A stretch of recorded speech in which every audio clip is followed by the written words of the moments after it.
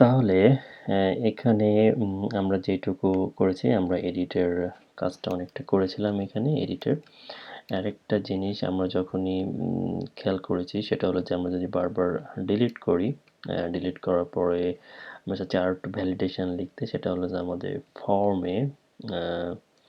ফর্মের এটা যদি আমাদের টেবিলের উপরে যদি আমরা টেবিলের এখানে যদি আমরা লিখে দিই যে ওকে, যদি কোনো ডেটা না থাকে তাহলে আমাদের কি দেব, আমরা আমরা একটা কন্ডিশন দিব। সেই কন্ডিশনটা হলো if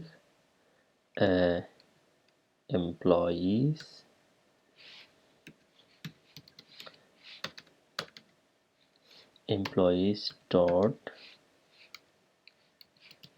length এর ভ্যালু যদি একের থেকে ছোট হয় তাহলে আমরা দেখব নো এমপ্লয়ি। ওকে, তখন এমপ্লয়ি লেন্থ যদি একের থেকে ছোট হয় তাহলে আমরা দেবো এমপ্লয়ি। যেমন ডিলিট করি, ওকে দেখাচ্ছে নো এমপ্লয়ি, তার মানে আমাদেরকে এমপ্লয়ি অ্যাড করতে বলতেছে। ওকে, সো এটা আমাদের ডিফল্ট কিছু এমপ্লয়ি ডেটা আমরা অলরেডি এখানে ইমপ্লিমেন্ট করে রেখেছি। সো এখন যেটা করব, আমাদের জাস্ট এইটুকু জিনিস আমি করতে ভুলে গিয়েছিলাম আগের ভিডিওগুলোতে, মানে ভ্যালিডেশন চ্যাপ্টার। এখন যেটা করব সেটা হলো যে আমরা যে সেভ, যে আমরা একটা টেবিলের বাটনে যে আমরা সেভ করব, এডিট করার পরে সেভ ক্লিক করব। সো সেভ সেভ করার জন্যে আমাদের একটা ফাংশন তৈরি করে নিতে হবে আগে। সেই ফাংশন তৈরি করার জন্য ক্লিক এডিট এমপ্লয়ি। ওকে, এমপ্লয়ি ফাংশনটাকে আমরা এডিট মোডের নিচে আমরা অ্যাড করব। এমপ্লয়ি ফাংশনের কাজ হলো সে ওখান থেকে সেম আগের মতোই আমরা অ্যাড করে দেওয়ার মতো, আমরা যখন আগে অ্যাড করেছিলাম সেই ধরনের কাজ এখানে করবে। সো এমপ্লয়ি সে একটা এখান থেকে সে একটা ডেটা নিবে এমপ্লয়ি ডট এমপ্লয়ি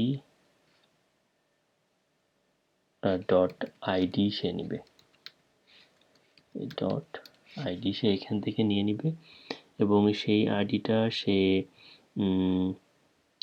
সে যখন সেভ করবে তখনই সে সেখানে শো করবে। ফর এক্সাম্পল, যখনই সে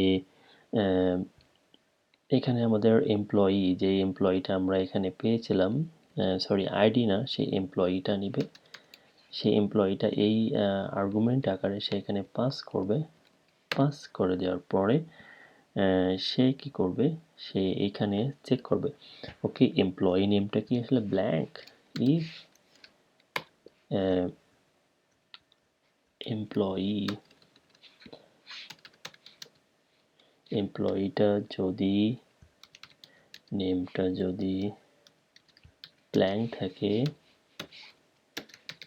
অথবা এমপ্লয়ি ডট ইমেলটা যদি ব্ল্যাঙ্ক থাকে তাহলে সে এইখানে প্রোগ্রামটা রিটার্ন করবে। এটা কেন করলাম, যখনই সে সেভ করতে যাবে যদি এখানে কোনো ব্ল্যাঙ্ক ডেটা থাকে তাহলে সে সেভ হবে না। সে অফকোর্স সেই ভ্যালিডেশনটা এখান থেকে এটুক করে নিলাম। এটুক করার পরে সেটাকে সাবমিট করবে দিস ডট এমিট দিয়ে। ওকে, এমিট দিয়ে সাবমিট করবে এডিট এমপ্লয়ি। ওকে, দেন এটাকে সে দুইটা আইডি নিবে, একটা হলো এমপ্লয়ি ডট আইডি, একটা হলো এমপ্লয়ি। এই দুটো ভ্যালু সে পাস করে দিবে। দেন এডিটিংটাকে সে, আমরা যে এডিটিংটা শুরু করেছিলাম এখানে এডিটিং ইকুয়াল টু নাল, সে সব কিছু কাজ হয়ে যাওয়ার পরে এডিটিংটাকে সে নাল করে দিবে। ওকে, নাল। এখন চলুন আমরা এমপ্লয়িটাকে আমরা এডিট আকারে ধরি। এটা হলো আমাদের টেবিল কম্পোনেন্টস। সো আমাদের টেবিল কম্পোনেন্টে এখানে সেম আগের মতোই আমরা যদি লিখি এডিট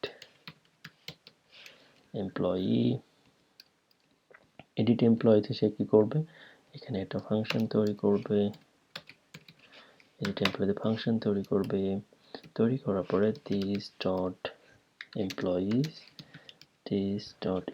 সে করার পরে, সেই ফাংশন তৈরি করার পরে সে কি করবে, এখান থেকে এমপ্লয়িজ ডট এডিট করবে, ডট এমপ্লয়িজে যখন সে এমপ্লয়িজ ম্যাপ ফাংশন তৈরি করবে, ম্যাপ ফাংশন তৈরি করার পরে এখানে আমাদের দুইটা আইডি হবে, একটা হলো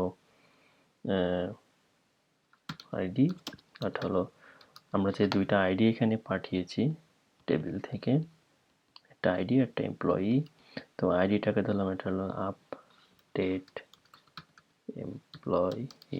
ওকে, সো ম্যাপ ফাংশন কি করবে, এমপ্লয়ি নামে করবে একটা অবজেক্ট, সে জাস্ট এই ম্যাপ ফাংশনের মাধ্যমে আমরা কি করব, এমপ্লয়িটা আইডিটাকে ম্যাচ করব, এমপ্লয়ি ডট আইডি যদি এই আইডি সমান হয় তাহলে আপডেট এমপ্লয়ি হবে, আর না, এটা হলো টার্নারি অপারেটর, আর না হলে এমপ্লয়িটাই থেকে যাবে। ওকে, দ্যাট মিনস এমপ্লয়িসে যদি ম্যাপ ফাংশন পাঠালাম, আইডি যদি সেম হয় তাহলে আপডেট এমপ্লয়ি হবে, না হলে এমপ্লয়ি যেটা সেটাই থেকে যাবে। ওকে, দেখি টেস্ট করি। ওকে, সেভ হচ্ছে, দ্যাট মিনস এটা যদি আমি দিই তাও সেভ হচ্ছে। আপনি যদি সমস্ত কিছু ডিলিট করে দেন, যদি কোনো কিছু ডেটা নিয়ে আসেন, এডিট করেন, তাহলে এটা সেভ হচ্ছে আর এটা ডিলিট হচ্ছে। সো এই হলো টোটাল ক্রুড অপারেশন Vue.js এর। ভেরি সিম্পল, খুবই ইজি, আপনারা একটু বারবার দেখলে অনেকটা বুঝতে পারবেন। এই জাস্ট আমি দুইটা কম্পোনেন্ট তৈরি করেছি আর একটা app.vue, দ্যাটস ভেরি সিম্পল, খুব বেশি ডিফিকাল্ট না, একটু প্র্যাকটিস করলে আপনারা বুঝতে পারবেন।